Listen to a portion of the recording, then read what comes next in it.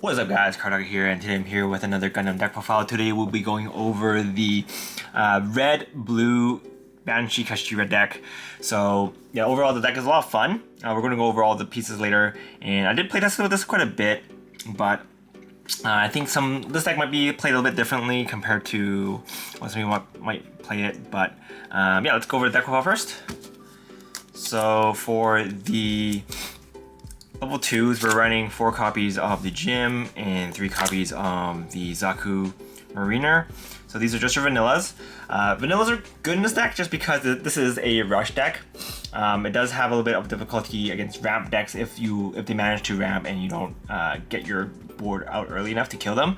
So we want to draw as many early game attackers as possible so that we can just break down their shields. And hopefully by the time that they do get into their big boys, they're going to only be down to 1 or 2 shields, so that you can probably kill them regardless. But the game plan is to just kill them as soon as possible, probably before like turn 4 or 5. So you can probably do it earlier if you have a better hand. So yeah, it really depends on how the hands go. But yeah, we'll go over the matchups later as well. And then we're also running 3 copies of the Gun Tank. Gun Tank is really good for ping damage, really good against the other red-green decks as well as red-blue decks with just cards running low HP units. You can just ping them and kill them without attacking them, which is really nice. And this is also really good at just picking out blockers. If they have blockers left on the board with like low HP, you can use this to pick them off. So Gun Tank, pretty good. Not really good if you open a lot with these in your first turn, just because if you don't have any rested units, this card is pretty bad. But if you are able to ping a damage, get rid of a thing, and then, or if you set these up and you break a bunch of shields, you can just rush in with these guys and just attack their shields. So it's pretty good for that as well. So we have ways to break bases, and then we're going to use the little guys to just scratch at the shields, which is really nice. And we're also running 2 copies of the Zudu. So this is the one that when it attacks a player, it gets +2 AP. It is 2 costs to play, but I think if it does get buffed by the Amuro, him attacking for 5 by itself is pretty nice. And it does give your opponent a bit of a headache if they have a blocker. This can just take it with it, like those low-cost Lithris blockers. So it's pretty nice. We're running 2 just because it is a 2 cost to hardcast. So if you're going second, you can't just play this without using your EX resource. So running 2 is fine. If you want to run something else, you can definitely run something else in this place. You can run an extra Gun Tank if you like. You can run another Zaku Mariner if you like, or you can run a higher level unit in the end if you want. But those are all our level 2 units. As you can see, it's pretty bottom heavy, just because we want to draw these as early as possible. They do end up a little bit dead late game if you're playing against a deck that can just like wreck shit up, like green decks. But I think for the most part, you know, this is fine. For the level 3s, we're running 4 copies of the Rizeru. This is just really good. It's 4/3, and with the with the RX-78 buff, it does become a 5, so it can break a shield on its own. So pretty good. Break most shields. You can't break the 683 ones, but you know, it's fine. Next, for the level 4s, we're running 4 copies of the RX-78. This is still, in my opinion, one of the best cards in the game, just because it does give all your units AP +1, so it makes your little peewees a little bit stronger. So yeah, pretty good. It's got repair 2 as well, so you can just attack into a peewee and then recover, repair 2, and then just be back at full. So very nice.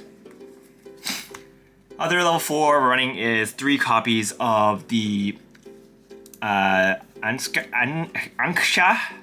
So this is another ping damage unit, so choose 1 rested unit and deal 1 damage to it. So this is just good at just dealing ping damage. You can kind of use this to ping down units that have not received any damage, and then you can like crash into them with one of your peewees if you're able to take it out. So yeah, you know, 3-3, the 3-3 slat line is kind of not great, but being able to just deal damage indirectly is very valuable in the game right now. So there you go. And talking about giving damage, we're running 4 copies of the Kshatriya. So this is when it's paired with a new type pilot, you can choose 1 to 2 enemy units and deal 1 damage to them. So being able to ping damage, again, very important. And this is kind of like the main bread and butter of the deck. You do a lot of ping damage and just trying to pick up your opponent's resources without directly attacking them. And yeah, it's a good card. Paired with the Marina, you'll be able to paired with the Merida, you'll be able to deal damage to more dudes. So just a great card overall. And we're also running Banshee because we are running Merida, and Merida does link with both units, so it's pretty good for that. And you know, Banshee is here to mainly get rid of tougher opponents, tougher units. I was running 2 before, but I did not draw into this enough, so I bumped this up to 3, and I'll see this more often. Just because if you are in a matchup against decks that are running bigger dudes, having the Banshee is pretty important. Being able to first strike and take them out is pretty important. Given that you do need to have 12 cards in your trash in order to use the ability. If you have more than 12, you can use it. If you have 24, you can use it twice, which is really nice. And the alternative use for this is using this to kill your opponent. If you attack into your opponent and they have not too many shields left, you can end the game with it. If you rush your opponent with the lower end, and then if you get to turn 6 and your opponent has only 1 shield left, they're pretty much dead if they don't have a blocker. So you're able to attack it and then unsuspend, attack again. And since we are running so many Pee-wees, a lot of times they're going to be dead, so they're going to be in the trash for you to use with this one. So yeah, that's the main game plan. And then for good measure, we're running 1 copy of the Shambro. Shambro is on attack.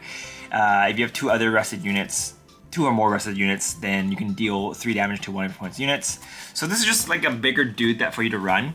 I'm running 1 copy just because you don't usually need it, but it is able to link with both Amuro and Merida, so I think it's pretty good for that. And yeah, it's just a big body for you to have on the board if you last till turn 8. And you don't really need it all the time, so I'm running 1 copy. For the most part, if you're playing against most typical decks, you should be able to win or lose by a certain amount of time. You usually won't get to turn 8, so unless you're playing like a white deck that's just like grinding the game out. But for the most part, I think you don't need to have this, but it's nice to have. Alright, for the pilots, we're running 4 copies of Merida. On attack, if it's linked, you can choose 1 unit that's leveled less than this unit, and do 1 damage to it. So it's just more ping damage, just to get rid of Pee-wees. Not very useful against ramp green decks that put out big bodies, but it's fine. You'll be able to still, depending on what you link to, you'll still be able to do a little bit of ping damage to their other dudes. So yeah. And then we're also running 4 copies of Amuro. This is one of the best pilots in the game still. Being able to tap 1 of your opponent's units is just really good. They do have to be 5 HP or lower, but we are running ways to ping, like with the Kshatriya. So being able to ping it down to 5 HP is not too hard. But yeah, we're running 4 copies of Amuro. This is just really good for tapping your opponent's blockers as well. So you can tap the opponent's blocker so you can get your extra attacks in, and that could make or break the game. So yeah, there's that. And then we are running 3 copies of the base. This is the wing base, the Talgi's base. So on deployment, you can bounce a shield in your hand and then play a Talgi's token, which is 4 AP, 2 HP. And if the base is already in your trash, you can play 2 of the Leo tokens instead, and they're only 1 HP, 1 AP. So getting the Talgi's out is pretty good, just because it is 4 AP, which makes it pretty scary. And getting the tokens out, not as good, but there are 2 bodies on the board for you to attack your opponent's shields with, which is nice. Not very good against breach decks that can attack, like, you know, wing decks. They can just attack your tokens, which is not great, but it's okay. Next, for the other base, we're running 2 copies of Phasaelus. This is the one that you can rest this to give one of your units +1 AP. Now, if you are running 4, that's probably fine as well. You can definitely bump this up. The reason I'm running 2 is because 4 of my Phasaelus is actually used in my Zaf deck, so I don't have enough copies, but 2 copies is fine for me, honestly, because I feel like both of these are pretty good. But these are able to help buff your units to break shields. Like, for example, if you have RX-78, if you don't have RX-78, you can give this the 1 AP to break shield, which actually does make a big difference if you have it. But if you don't, that's fine. Having a spawning tokens is pretty nice as well. And then let's move on to the options. So we're running 4 copies of Show of Resolve. We are running a lot of Pee-wees, so swapping them out will use up a lot of hand, and so we want to replenish them. And so we're running 4 copies of the Show of Resolve. It's also, you know, one of the best cards in the game right now because it's one of the only cards that can help you draw without, you know, breaking even. Overflowing Affection is also really good, obviously, just because it's low cost and only level 2, but you don't actually gain any hand, you just refresh. But this one you get an actual +1, which is really nice. And yeah, we're not running 1, so we're not running white, sorry. So we can't run Overflowing Affection, but you know, Resolve is still good. And we're also running 2 copies of Battle of Aces. This is really nice to see in your burst, in your shield. And you know, since we are doing ping damage already, being able to just deal damage to a already damaged unit is nice. So yeah, this can just help take out bigger bodies in conjunction with your Pee-wees. Or if your opponent's attacking into a Pee-wee and then it's still their turn and attack in, you just use the blow another dude up. So yeah, pretty good. So that's pretty much for the full deck. Overall, it's pretty fun. I do like this more than the green-blue deck, just because I feel like this deck matched up against green-blue decks is a little bit stronger. But you know, green-blue decks itself is I think it's a faster rush deck. But I like the little intricacies of the deck that the deck can offer, and being able to manage your little pings is pretty important. When I was first playing with this deck, there's a few games where I lost the match just because I wasn't dealing my pings properly. Because they do accumulate. Keep in mind that the damage does accumulate, so make sure you allocate your little 1 damages accordingly so that you can do your math properly. That way you can use your Pee-wee to smash into one dude, or you can use your other ping damage to rough him down so that you can take him out on the next turn, or when he attacks into you, they'll die. Either with Battle Aces, or you know, if they're attacking into your Pee-wee and they did their math wrong or something, I don't know. I'm kidding. But yeah, that's pretty much it for this deck, guys. Hope you guys enjoyed it. Let me know if you guys want to see any other combinations.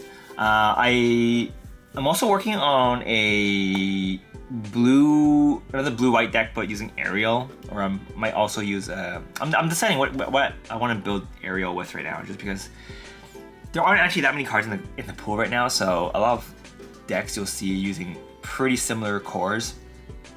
So I'm pretty excited for the new set coming out. But that's pretty much it for this video, guys. Hope you guys enjoyed it. If you guys want to support the channel, feel free to use the links down below. But yeah, this is Kardaku, and I'll see you guys next time.